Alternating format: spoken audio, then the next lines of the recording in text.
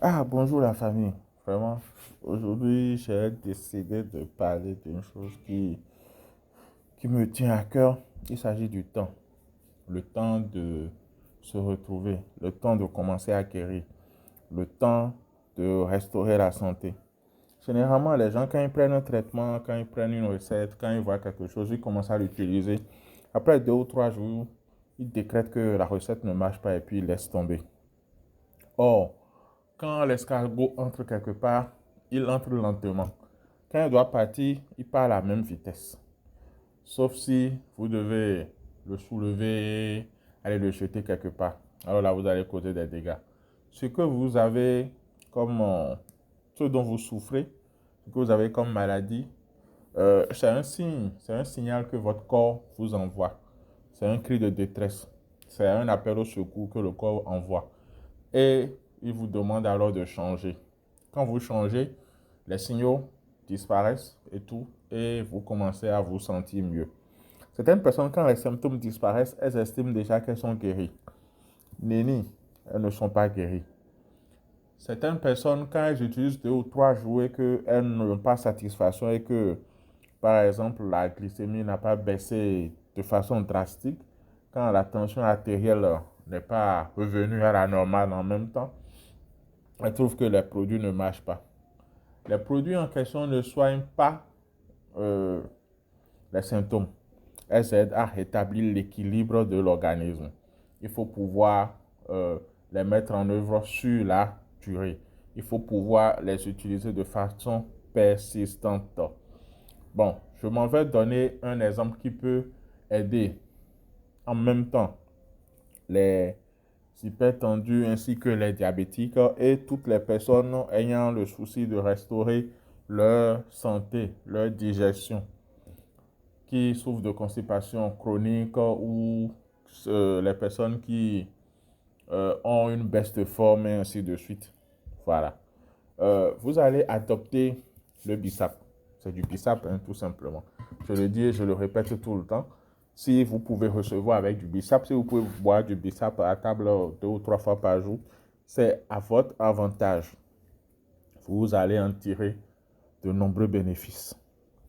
Vous ne pouvez pas avoir ces trucs-là à portée de main et continuer à souffrir et à dépenser des centaines et des mille pour pouvoir faire des traitements qui ne vous permettent pas d'obtenir la guérison ou qui ne vous donnent pas satisfaction, qui ne font que réduire les symptômes sans toucher le mal au fond. Donc, revenons-en au bissap. Du bissap tous les jours, un fer à chaque repas, ou tout au moins le matin et le soir, puis sans sucre. Vous pouvez le faire avec de l'ananas, vous pouvez le faire avec des fines herbes, que ce soit la menthe, que ce soit la citronnelle, que ce soit l'anis ou j'en passe. Vous faites votre choix. Mais buvez le bissap tous les jours, matin et soir, tout au moins. Ensuite, l'ail et l'oignon. L'oignon, de préférence cru. Cru. Vous le coupez sur les repas. Donc, à tous les repas aussi, ou tout au moins une fois dans la journée. Donc, ça peut être un oignon moyen ou un oignon tout petit que vous utilisez. Et l'ail aussi, à presque tous les repas, ou tout au moins 4 ou 5 gousses par jour. Essayez. Quand vous prenez l'ail, vous le mettez le repas, quand le repas est déjà prêt, vous l'enfoncez dans le repas. Le temps de servir le repas, de commencer à manger, l'ail va commencer à ramollir. Vous n'avez pas cuit l'ail avec le repas, mais il conserve ses vertus. Ou vous le découpez en tout petits morceaux et vous le mélangez à votre repas, de même que l'ail et tout. Au début, ça brûle. Au début, c'est difficile à faire passer. Mais avec le temps, on s'habitue et on, on y prend goût. Et pour ceux qui vont se plaindre des mauvaises odeurs que ça peut générer et tout, ces mauvaises odeurs-là viennent de l'intérieur. Des saletés qui doivent sortir et qui sentent et qui font que vous avez de l'inconfort en société. Pour pouvoir faire passer ça, vous utiliserez les clous de girofle à mâcher, du persil à mâcher, et là vous éviterez les odeurs euh, de la mauvaise haleine. Voilà.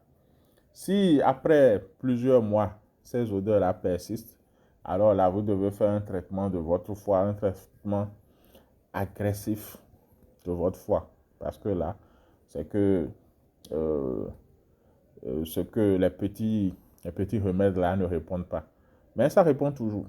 Si vous le faites et si vous persistez, vous allez avoir gain de cause. Une mise en garde. Ne supprimez pas vos médicaments. Informez votre médecin et continuez à prendre ça et faites vos contrôles régulièrement. C'est avec votre médecin que vous allez supprimer progressivement les peut-être les médicaments que vous prenez, et ainsi de suite. Maintenant, si il vous arrive de ne plus prendre ces choses-là et que vous considérez que vous êtes exempté de consommer par exemple ce bissap-là, ou bien de consommer l'ail ou de consommer l'oignon, ça fait vos colis, ça fait votre problème. Vous devez maintenir ça. C'est comme un style de vie, c'est comme une habitude que vous adoptez à vie. C'est sur la durée que vous allez voir les changements que ça va induire dans votre corps, que ça va apporter à votre organisme. Vous comprenez? Donc, ne commencez pas juste le lundi et déjà le samedi, vous dites que oh non, ça là, ça ne marche pas, ça ne fait pas ceci, ça ne fait pas cela. Non, ne le faites pas. Bien.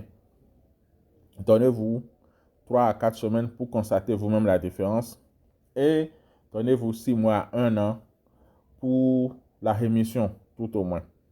Et 2 ans à peu près pour une guérison par la grâce de Dieu, parce que c'est Dieu qui guérit. Vous faites votre effort et le reste, la nature, Dieu, ou peu importe le nom que vous lui donnez, va consacrer et va récompenser ces efforts que vous avez faits. Allez, Pérez Perot aussi, restez en santé et vous savez où nous trouver. Plus 229 01 97 16 51 71. Allez, bye bye.